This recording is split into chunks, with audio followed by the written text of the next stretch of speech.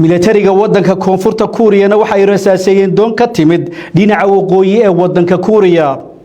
militariga koonfurta Kuuriya ayaa rasaas ooda kaga qaaday doon ganacsi oo ka soo talowday biyaha dhinaca waqooyiga Kuuriya. doonintani ayaa soo gashay biyaha koonfurta Kuuriya hase yeeshee waxaa digniin u tiray militariga kadibna waxaa xigtay rasaas lagu furo. xuduudda u dhaxaysa labada Kuuriya ayaa mid ugu khatarta badan xuduudaha caalamka intooda badan. war qoraal ay soo saareen militariga koonfurta Kuuriya ayaa lagu sheegay in doonidan ay ka soo talowday xuduudda dhinaca badda ee labada dal ayna soo gashay biyahooda. shantii aroornimo waqtiga labada Kuuriya waxaana ay sheegeen inay saacad ay gudaha badooda ku sugneen kadib markii aan rasaasta lagu furin. saacad kadib doontii ka timid dhinaca waqooyiga Kuuriya ayaa dib u noqotay dalkoodii. militariga koonfurta Kuuriya ayaa dowlatus ballaaran dhawaan ku soo gabagabeeyay dalkaasi.